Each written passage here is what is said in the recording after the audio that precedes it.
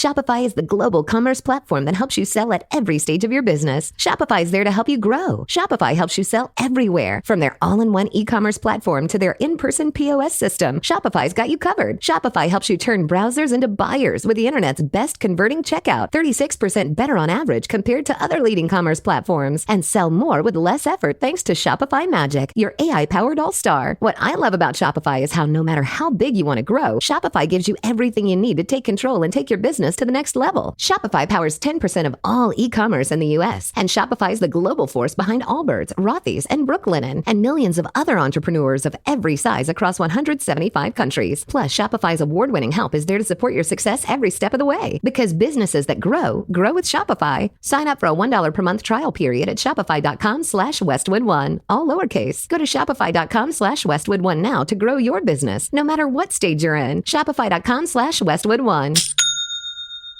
Every team, every topic, everywhere. This is Believe.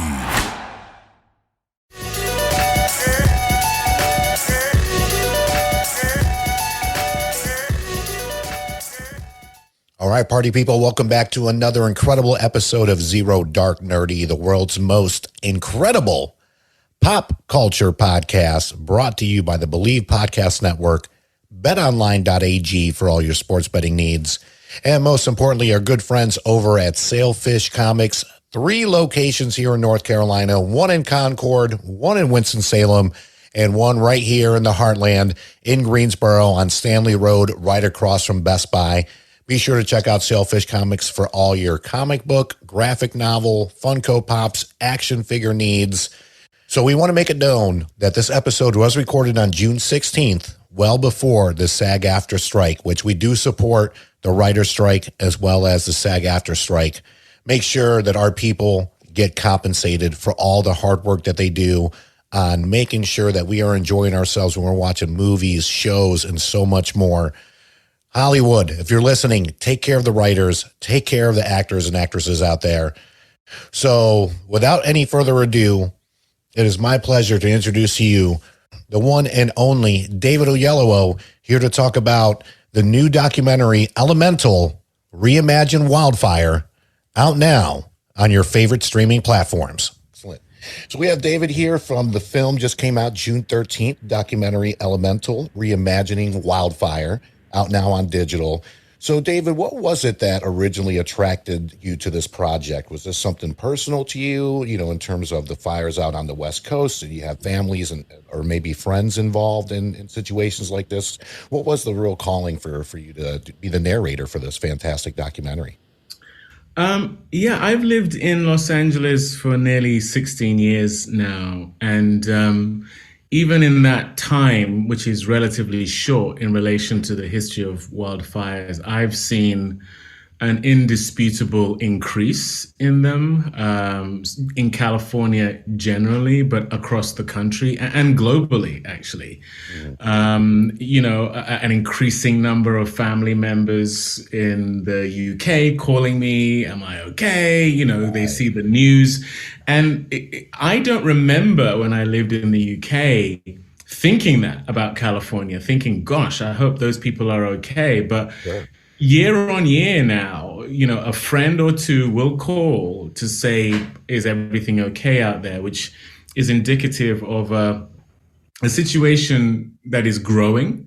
And so it's definitely very concerning. I have a personal friend who lost their entire home to a fire. And it was one of these fires where the fire was far away, but embers got into, I think, the guttering. I guess they investigated it and figured out that's what it was, because you went to the neighborhood and it was the only house that burnt down.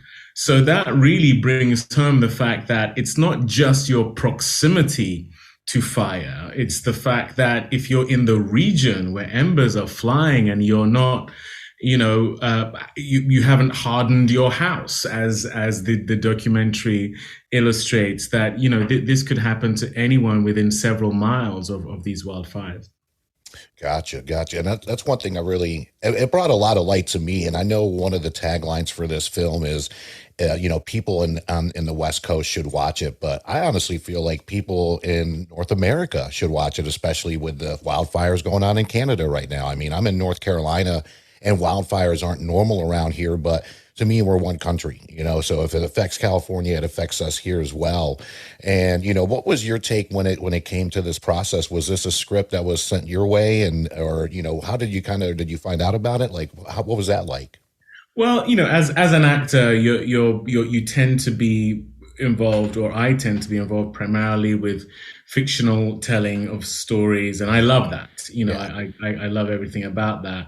But when every now and again, when something comes along that could literally save people's lives, just the knowledge of it, of course, that's going to be something that's going to grab your attention, let alone, the state I now live in, but California, it's being seriously affected by this. But also, I think just the documentary's ability to draw the parallels between traditional methods of protecting against this, combined with technological methods, combined with scientific methods, and how those are applicable personally to your own home, to your own environment. I think the documentary does a great job of making it very relatable, whether you live in those environments or not, and makes it actionable. It's not one of those climate documentaries you watch and at the end of it you're so depressed because you don't feel like there's anything you can do. There's literally stuff you can do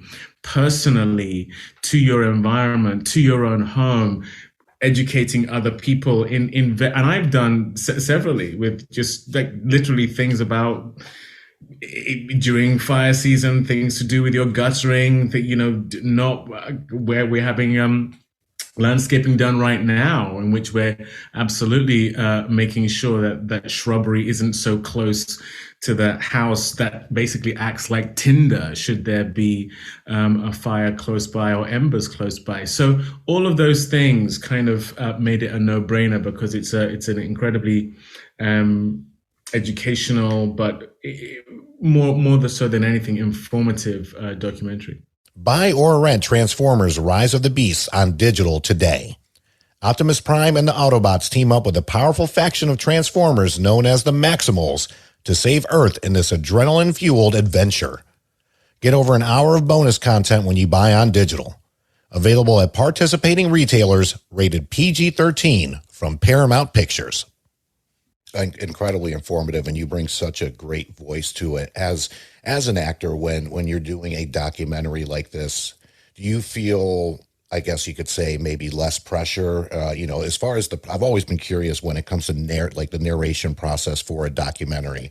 Well, the director and producer on this they are incredibly entrenched in this world. They're not just sort of making it as jobbing documentary makers. They are very invested in the information, very involved with this community of people trying to bring the awareness about how to combat these wildfires. So they did a great job with me of helping me with my blind spots, helping me with the things I knew nothing about, and making sure that I gave the correct amount of import to different moments of the documentary. So I was very well guided.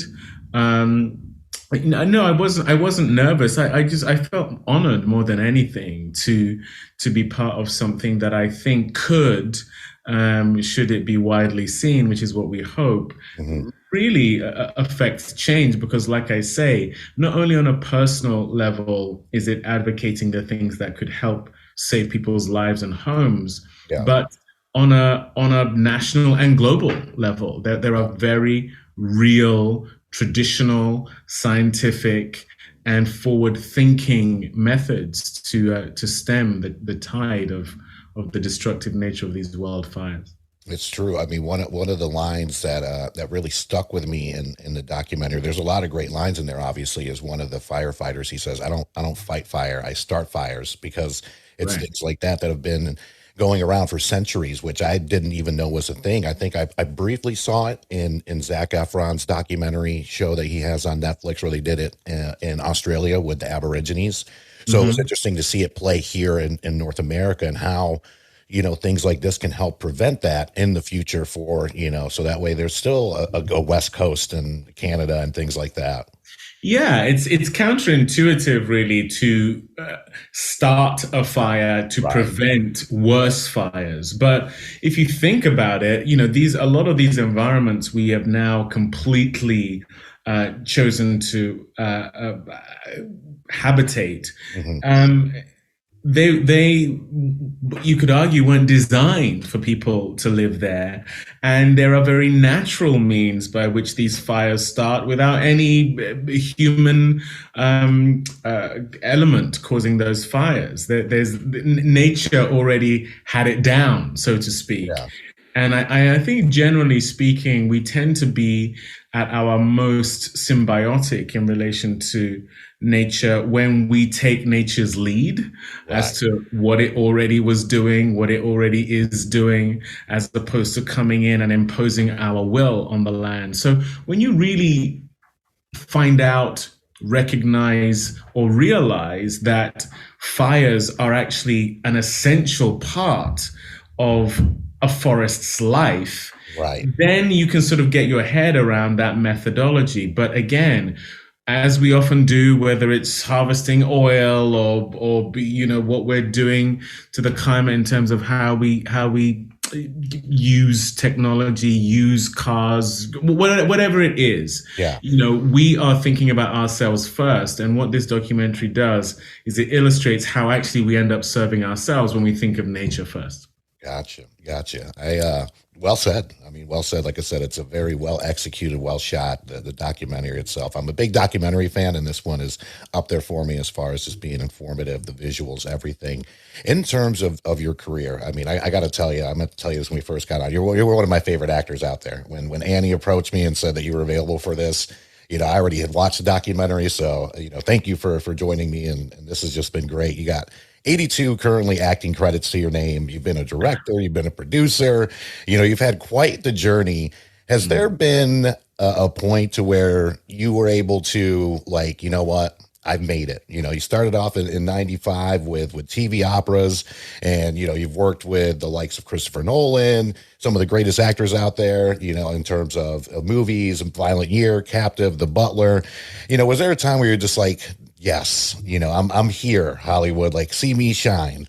Oh, gosh. I think as an actor, generally speaking, not only do you never really feel that, but I don't think you ever want to feel that. If you're an artist, it's a constantly moving target, and that's what keeps you inspired. That's what keeps you working hard. But there have definitely been moments where I have recognized that I am walking in real time in a circumstance I have dreamt of. One of those was getting to play Henry VI at the Royal Shakespeare Company when I was quite a bit younger. Another one of those was playing Dr. King in the film Selma. Getting to direct my own film, The Waterman, which was another big ambition of mine, to direct a feature film. And I've just played Bass Reeves in a show that we just finished shooting in Texas. And I was one of those kids running around playing cowboys when I was I don't know, 6-7 years old, and now I get to do it. And people pay me quite nicely for it as well. So, there have definitely been moments where I've had a quite the pinch me feeling. But that's one of the blessings for me of having been afforded the opportunity to do the thing I love. Bring home Scream 6 on 4K UHD disc now. Ghostface is back and more terrifying than ever on a rampage in the Big Apple. Melissa Barrera, Jenna Ortega, and Courtney Cox star in the sensational slasher hit Scream 6.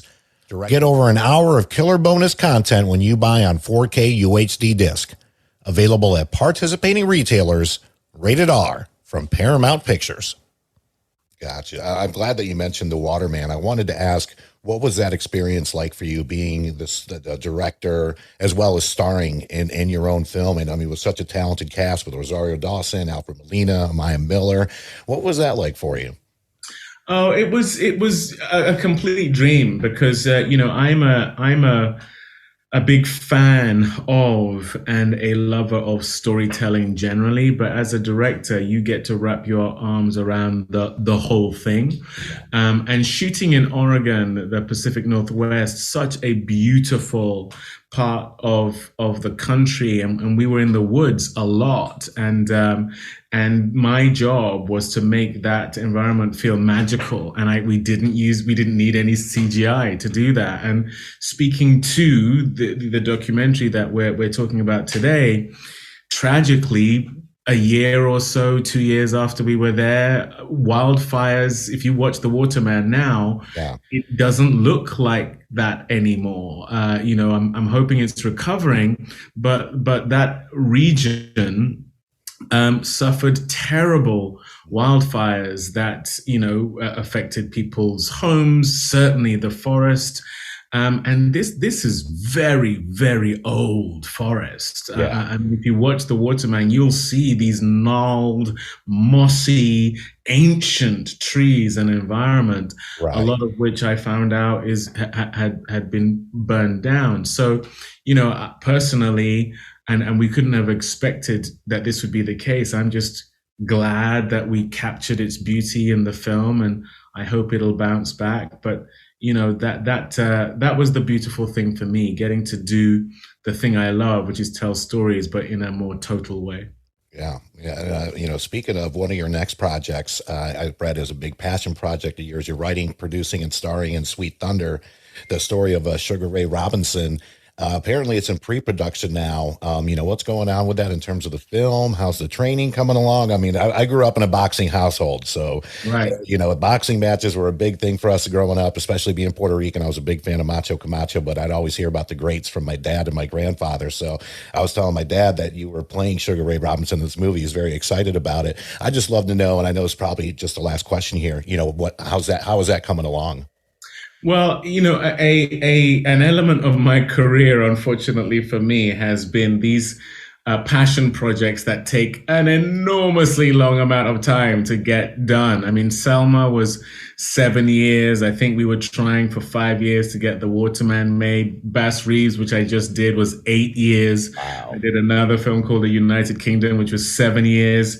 Sweet Thunder is now coming on 10 years.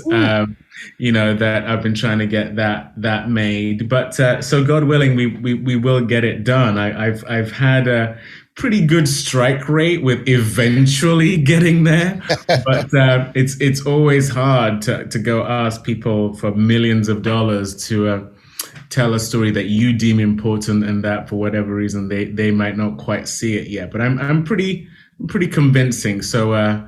Hopefully you and your dad will be enjoying that one sometime soon. Hopefully. We'll look forward to it. You're a great actor. I can see you being great, very convincing. I mean, with a family of four, you got to be pretty convincing as well. So I know you got a busy press day today. Thank you so much. I really do appreciate the time. And, we're looking forward. Again, I'll do all the post stuff later, but, really you made this guy's day, probably my whole year, to be honest with you. It's a pleasure meeting you virtually. My wife and I just got done watching Silo. Your performance was fantastic in that. So, best of luck to you the rest of this year. And, anything we can do to help in the future, do not hesitate to reach out. Thank you. I appreciate that. That means a lot to me. Thank you. You got it. Enjoy your day. You too.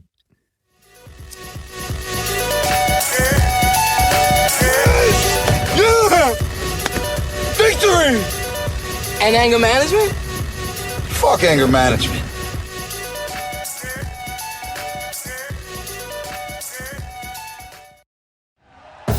Thank you for listening to Believe. You can show support to your host by subscribing to the show and giving us a 5-star rating on your preferred platform. Check us out at Believe.com and search for BLEAV on YouTube.